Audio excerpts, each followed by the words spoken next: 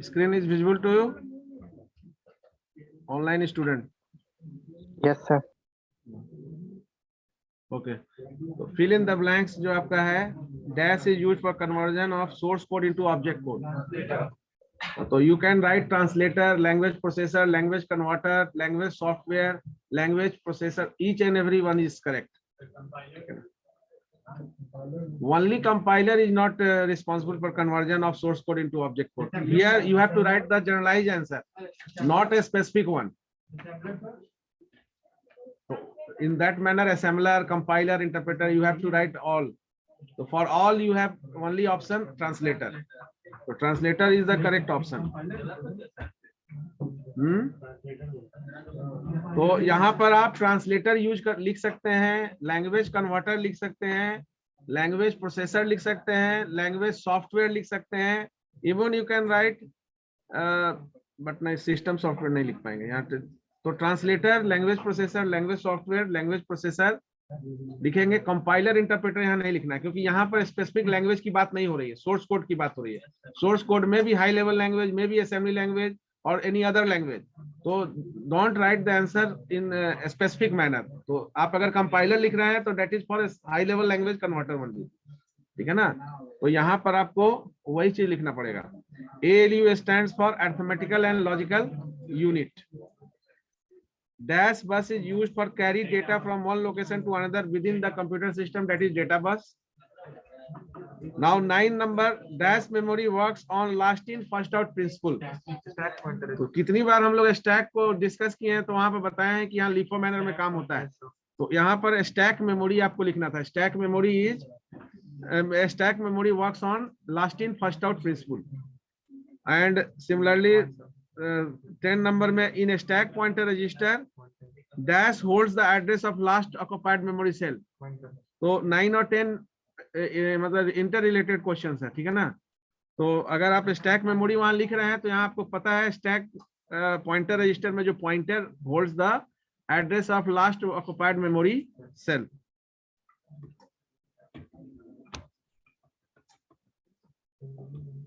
Now the short answer question में you have to differentiate architecture and organization। तो इसमें हमको लगता है आप लिख लिए होंगे, इसमें कोई दिक्कत नहीं है। फेच, डिकोड, एग्जीक्यूट एक्सप्लेन कर दिए होंगे। अपने मन से क्या, आपको अपने मन से ही लिखना था। फेच, डिकोड, एग्जीक्यूट का मतलब समझ में आ रहा है। तो फेच का मतलब क्या है, आप उसको कोरिलेट किए होंगे कंप्यूटर सिस्टम से, ठीक है ना। कि fetch is used to search the application which is requested by the user.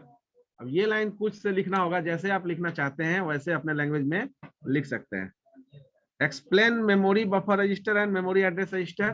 तो मेमोरी बफर और मेमोरी एड्रेस आपको पता है कि memory buffer is responsible for maintaining data as well as memory address is just holding the address during the execution of an instruction inside the computer system.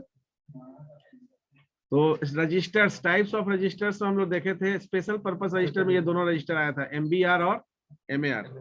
Then the diagrammatic representation of von Neumann architecture. ये आप fundamental में भी one Neumann model पढ़े होंगे। हाँ, जो concept of component जो है शेयर किए थे वन न्यूमन ने। हाँ, जिसमें CPU, वर्किंग मेमोरी, इनपुट और आउटपुट का जिक्र था, ठीक है। Now question number 16, which register is responsible to keep the intermediate result of ALU part of operation? ये तो एक्यूमुलेटर रजिस्टर को जहां डिफाइन किया गया था उसमें ये पूरा लिखा गया था, उसी को उठा के क्वेश्चन किया गया है। Only you have to give the name of that register and explain in brief, that means कि how the particular accumulator register is responsible for accumulation job। यानी जो भी ALU पार्ट में ऑपरेशन होता है उसको एक्यूमुलेट कैसे करता है, उसका कोई एक एग्जांपल शेयर करके आप बता सकते थे। उसके लिए हम लोग first 5 sum of first 5 natural number, accumulator variable, counter variable, बहुत सारे एग्जांपल लिए थे।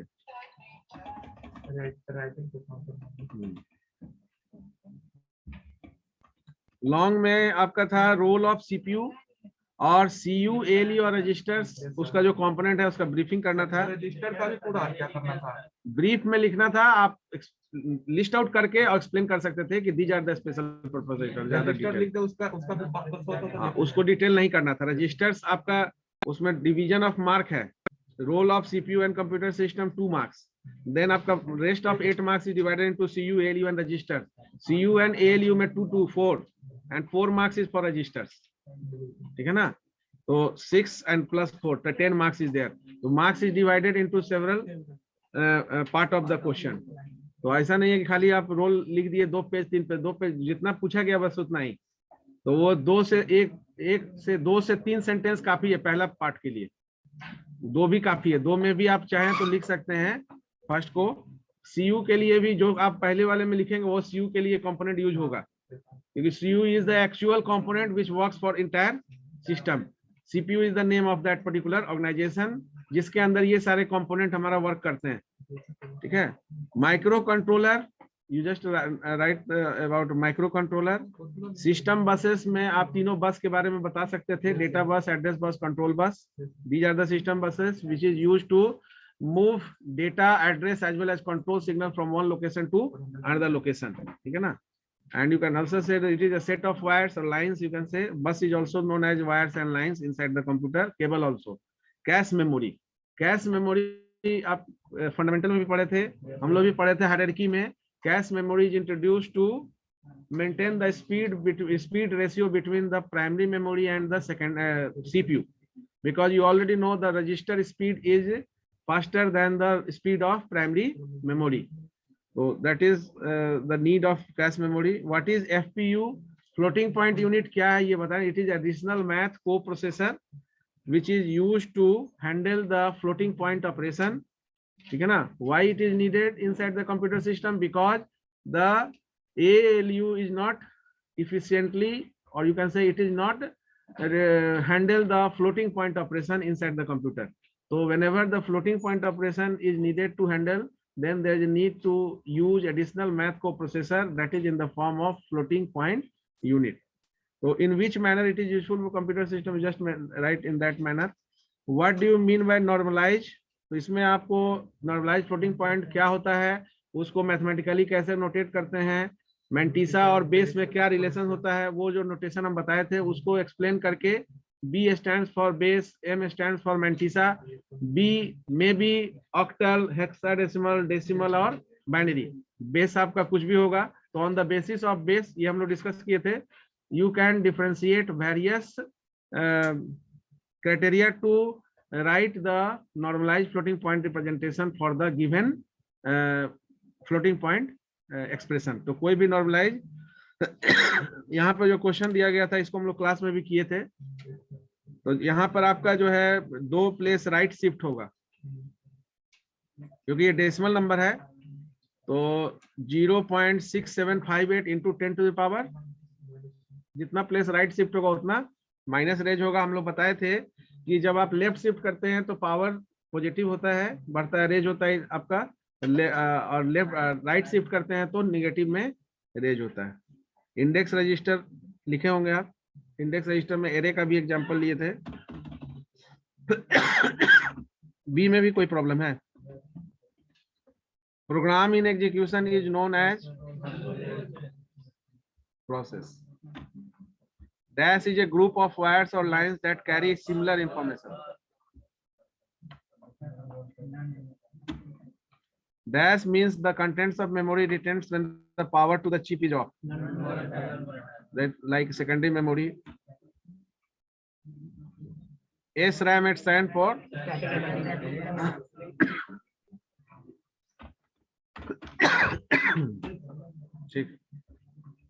dash for many and BIOS basically input output ठीक।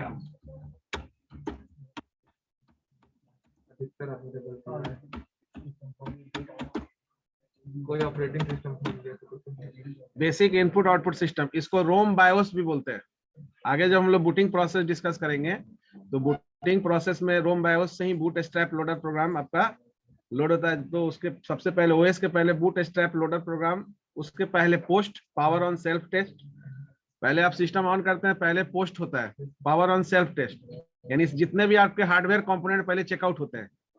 रैम सही से काम कर रहा है कि नहीं, हार्ड डिस्क सही है कि नहीं, सारे फंक्शनिंग जब ओके होंगे तब boot strap loader program load होगा।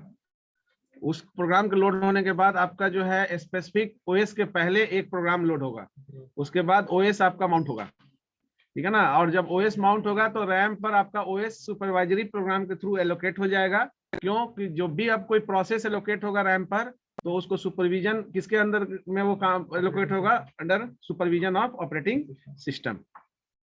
Finite set of sequence of instruction is known as,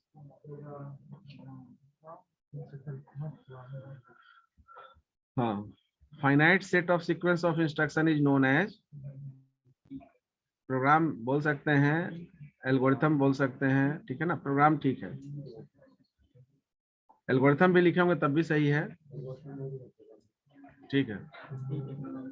8 dash register holds the address of next instruction to be executed in the system.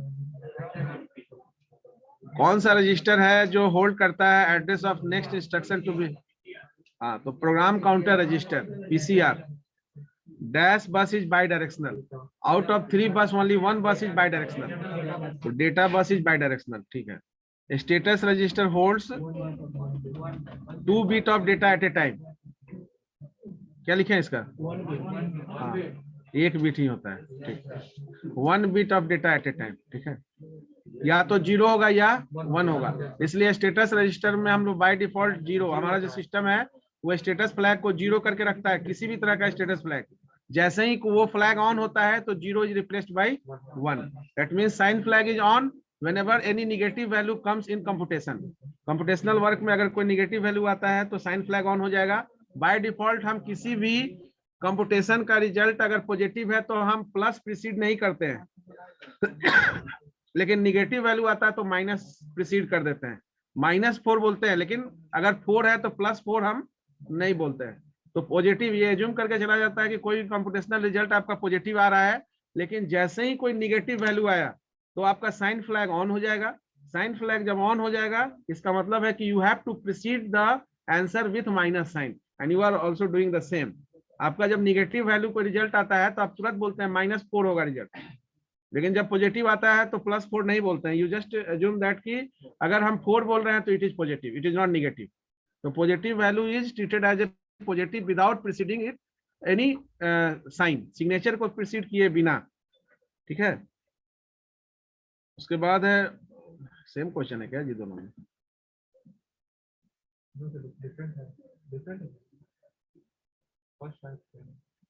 नहीं, चेंज कर दिए थे हम, question change कर दिए थे। Same, हाँ ये हो सकता है, कोई दिक्कत नहीं है। ऊपर वाला सेम था ना, ठीक। प्रोग्राम और डिफरेंट कैसे है प्रोसेस से ये लिख दिए होंगे। प्रोग्राम को डिफाइन करना है, running program is the process and stored program is the program. यानी कि जो प्रोग्राम आपका वोलेटाइल मेमोरी में है वो प्रोग्राम है, जो नॉन वोलेटाइल मेमोरी में वो प्रोग्राम है। वोलेटाइल मेमोरी में जो जा रहा है वो, यानी रैम वोलेटाइल मेमोरी है, तो वोलेटाइल मेमोरी में वो आपका प्रोसेस बन के जा रहा है, ठीक है। Then general purpose register, temporary storage of process, which memory of computer is used for temporary storage of process, explain how storage capacity and speed। वो तो आप मेमोरी हायरार्की बता दिए होंगे।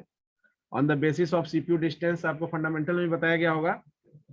हम लोग केवल मेमोरी हायरार्की देखें सीपीयू डिस्टेंस के बेसिस, क्योंकि सीपीयू से कोरिलेट किए, लेकिन मेमोरी का जो आपका डिफरेंशिएशन है वो स्टोरेज कैपेसिटी के थ्रू भी होता है, ठीक है ना, पावर के थ्रू भी होता है। पावर के थ्रू से वोलेटाइल नॉन वोलेटाइल वो पावर के बेसिस पर है। सीपीयू डिस्टेंस के बेसिस पर हम लोग जो है कैश मेमोरी, प्राइमरी मेमोरी, ये सारी मेमोरी की बात करते हैं, जो मेमोरी हायरार्की भी आपका सेट करता है। और एक और होता है आपका प्राइमरी और सेकेंडरी, प्राइमरी मेमोरी और सेकेंडरी मेमोरी। तो ये प्राइमरी मेमोरी और सेकेंडरी मेमोरी किस बेसिस पर है? वही स्टोरेज के बेसिस पर है कि आपका कौन परमानेंट स्टोर करता है और कौन टेम्पोररी स्टोर करता है। प्राइमरी मेमोरी टेम्पोररी स्टोर करता है और सेकेंडरी मेमोरी आपका परमानेंट स्टोर करता है। तो उसी को यहाँ पर केवल सीपीयू डिस्टेंस को बताना था। टेम्पोररी स्टोरेज प्रोसेस कहाँ स्टोर होता है? नॉन वोलेटाइल मेमोरी में। जो भी आपका है टेम्पोररी स्टोरेज के जो भी मेमोरी है उसमें आपका प्रोसेस रहता है, वहाँ प्रोग्राम के फॉर्म में नहीं रहता है वो, यानी प्रोग्राम के फॉर्म में हमेशा नॉन वोलेटाइल मेमोरी में रहता है। सेकेंडरी मेमोरी में वो प्रोग्राम के फॉर्म में रहता है बाकी आपका जो एरिया है जहाँ टेम्पोररी एलोकेट होता है वो प्रोसेस के फॉर्म में एलोकेट होता है। General purpose register and how it is similar to accumulator, तो यू ऑलरेडी नो दैट कि जो स्टोरेज या जो फंक्शनिंग एक्यूमुलेटर रजिस्टर का है पार्शियल या इंटरमीडिएट रिजल्ट होल्ड करने का, वही आपका जनरल पर्पस रजिस्टर का भी है। केवल सिमिलरिटी ये है, नॉन सिमिलरिटी आपका ये बता सकते हैं कि accumulator is reserve for only ALU part of operation and general purpose register is available for any types of operation, किसी तरह का कंप्यूटेशनल के लिए ये काम करता है। व्हाट इज रजिस्टर, कोई भी दो बता सकते हैं, उसका तो नाम यहाँ लिखा हुआ है उसी को बता देंगे, ठीक है। How control unit is responsible for fetching of instruction, ये क्लास में भी करवाए थे, ये क्वेश्चन बोले थे ना क्लास में भी करवाए थे कि कंट्रोल यूनिट कैसे फेचिंग ऑफ इंस्ट्रक्शंस के लिए रिस्पॉन्सिबल है। तो इसमें से 5 ही करना था आपको, लेकिन असाइनमेंट में 6 करना था। हाँ कोई दिक्कत नहीं है, पहला 5 ले लेंगे, लास्ट वाला छोड़ देंगे। गलत हो गया तो इसीलिए तो ये सब ध्यान देना, एग्जामिनेशन में भी, यूनिवर्सिटी एग्जाम में भी ऑप्शन रहेगा 10 में से कोई 5 ही करना है, आप 10 कर लीजिए। हो सकता है कि पहला 5 जो है उसमें कुछ क्वेश्चन उल्टा पुल्टा हो, तो आपका पहला 5 को काउंट किया जाएगा, उसके बाद सबको कैंसिल कर दिया जाएगा, बता देते हैं। तो अगर 10 क्वेश्चन का चाहत रखेंगे तो पहला 5 बेस्ट लिखेंगे, अब बाकी आप अपना इंटेलिजेंस शो करने के लिए 5 और आपके पास समय है, आप 5 और लिख दीजिए, कोई दिक्कत नहीं है। लेकिन पहला जो 5 आपका बेस्ट होना चाहिए, ऐसा नहीं हो कि लास्ट का 5 बेस्ट हो और पहला 5 जो है आपका मिला जुला सरकार वाला उसमें लिखा गया हो, ठीक है ना। तो वहां पर जो मिक्स्ड आंसर जो लिखे होंगे उसमें आंसरिंग में क्या होता है, जब आपके पास टू दी पॉइंट आंसर होता है तो आप टू दी पॉइंट लिखते हैं, जब आपके पास आंसर में कमी होता है तब आप उसमें कहानी लिखते हैं। तो कहानी लिखने में आंसर का जो है मार्जिन बढ़ जाता है, पेजेस ज्यादा कंज्यूम करते हैं, लेकिन ऑब्जेक्टिव लेस हो जाता है। हाँ तो इसलिए अगर आपको 5 बोला जाए तो 5 ही कीजिए। देखिए टेक्निकल पेपर में मार्क्स का बेसिस आपका नंबर ऑफ वर्ड और सेंटेंस या पैराग्राफ या पेजेस नहीं कवर करता है। अगर आप सी का कोई प्रोग्राम लिखना होगा 10 नंबर में, तो हो सकता है कि एक पेज के अंदर आधा पेज में भी हो जाए, वो डिपेंड करता है कि आप उसमें कौन सा टूल्स लगा रहे हैं, ठीक है ना। आपको एरे बता दिया गया है, आपको फॉर लूप बता दिया गया, लूप बता दिया गया है, तो आप उसका इस्तेमाल करके मिनिमाइज कर सकते हैं ना। आपको मान लीजिए कि 10 नंबर में से लार्जेस्ट नंबर के लिए प्रोग्राम दिया गया, तो आप उसको एक पेज से ज्यादा में भी कवर कर सकते हैं अगर 10 वेरिएबल पर कर रहे होंगे। 20 वेरिएबल में से 20 नंबर में से आपको कोई लार्जेस्ट वैल्यू निकालना है या स्मॉलेस्ट वैल्यू निकालना है। अब ये डिपेंड करता है वे ऑफ राइटिंग पर। आप उस 10 नंबर का प्रोग्राम दिया गया है, उस 20 वैल्यू को 20 वेरिएबल के थ्रू हैंडल कर सकते हैं। हम लोग एग्जाम डिस्कस किए थे ना, बिग वेरिएबल लेकर और उसको रिप्रेजेंट किए थे, 2 वैल्यू 3 वैल्यू 5 वैल्यू और फिर 10 या 100 1000 जितना भी। तो उसी प्रोग्राम को आप एरे के थ्रू 2 लाइन में यानी हाफ पेज में लिख सकते हैं, और उसी प्रोग्राम को 20 वेरिएबल लेकर आप 2 पेज में लिखेंगे। ऑब्जेक्टिव क्या है, आउटकम आ गया आपका तो आपका ओके हो गया, वहां पर लाइन नहीं चेक किया जाएगा कि आप 200 लाइन में लिखे, 100 लाइन में लिखे, 50 लाइन में ये ऑब्जेक्टिव पूरा किए, क्योंकि आपका जो यूजर को ये मतलब नहीं है कि कैसे आपका एग्जीक्यूट हो रहा है। यूजर को मतलब है कि आप जो सबमिट कर रहे हैं डेटा, आप भी जब कैलकुलेटर यूज करते होंगे तो वहां पर आपको ये नहीं पता है कि 2 + 3 = 5 कैसे हो रहा है, दैट इज एब्स्ट्रैक्शन। तो process is abstracted, hidden over there, you just want to see the result which is the actual result of that particular expression। तो 2 + 3 आप जानते हैं 5 होता है, तो आप चाहते हैं कि 2 + 3 वहां 5 ही डिस्प्ले पर हो, ठीक है ना। अब ये 2 + 3 में कैसे +3 हो रहा है, कैसे आपका कौन सा ऑपरेटर काम कर रहा है, ये आप उसके बारे में नहीं। एटीएम प्रोसेस में क्या है, आप एटीएम मशीन में कार्ड इंसर्ट करते हैं, तो आप ये नहीं समझते हैं कि कार्ड इंसर्ट करने के बाद कहां से वैलिडेट और ऑथेंटिकेट हो रहा है। आपको जो इंफॉर्मेशन मैसेज जो दिया जाता है उसको फॉलो अप करते हैं।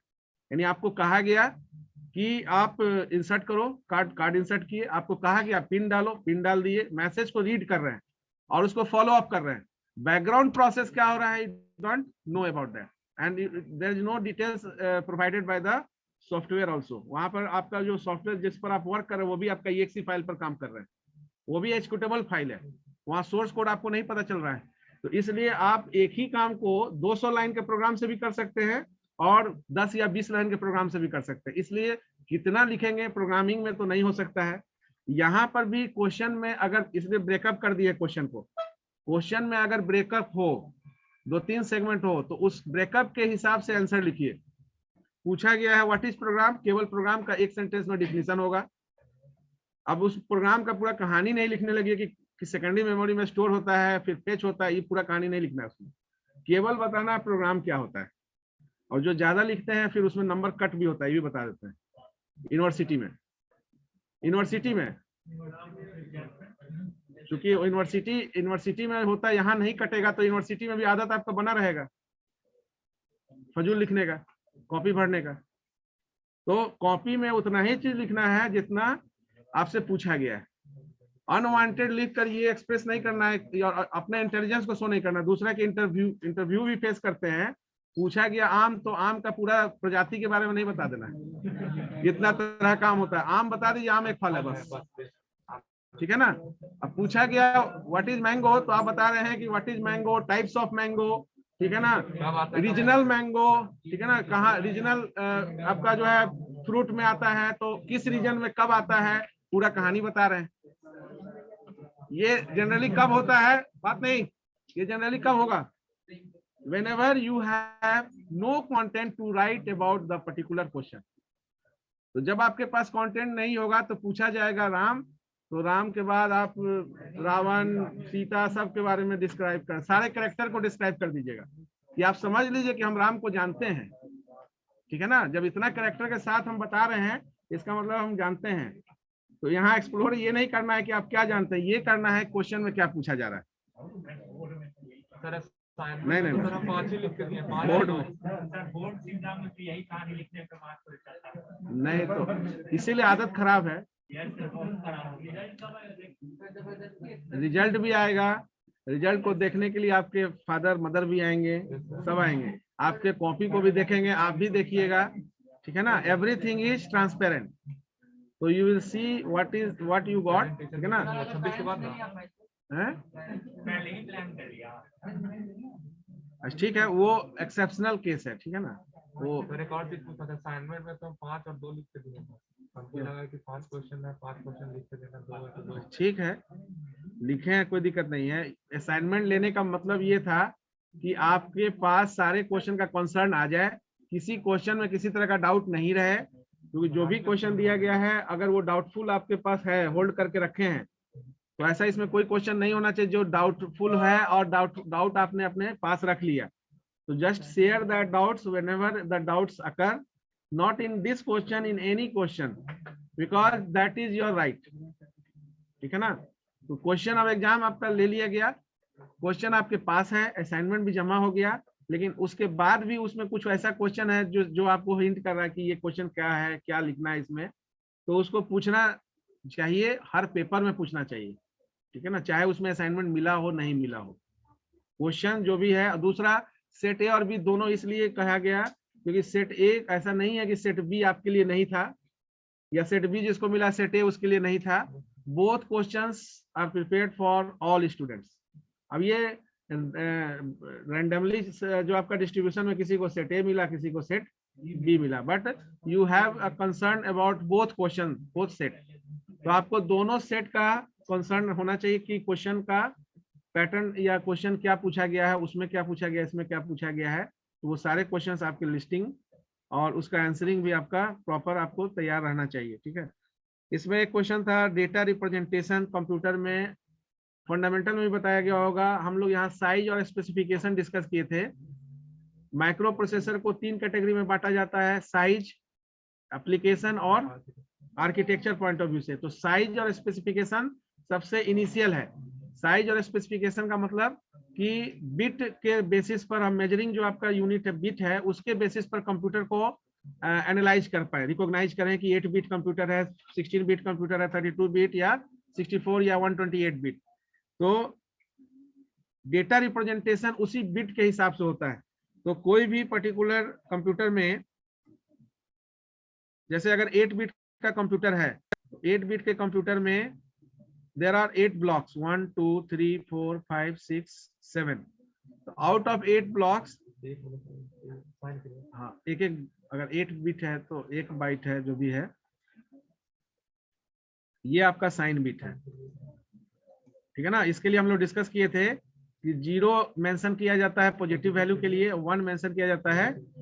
तो अगर हमको कोई पॉजिटिव वैल्यू मान लेते हैं 12 को रिप्रेजेंट करना है इसमें, तो 12 को रिप्रेजेंट करने के लिए 8421 अगर लगाएं तो 1100, तो 1100 ये आपका 8 बिट में लोकेट हुआ। बाकी जो बिट बच गया उसमें 0, ये साइन बिट में भी 0 होगा, इसलिए क्योंकि ये पॉजिटिव है। लेकिन अगर ये निगेटिव होगा -12, तब इस केस में क्या होगा, दो शिवम को मिलेगा। अगर माइनस होगा तो क्या हो जाएगा, ये साइन बिट केवल चेंज हो जाएगा, 0 के जगह क्या हो जाएगा 1। सेम थिंग है 4 बिट 16 बिट कंप्यूटर में, the data representation on the basis of the magnitude, ठीक है ना। तो हमको पता है एज वी नो दैट कि inside the computer the data is instruction is handle in the form of 0 and 1। तो any data in any form, अगर आप ऑक्टल डेटा ले रहे हैं, हेक्साडेसिमल ले रहे हैं या decimal, that data must be converted into 0 1 form.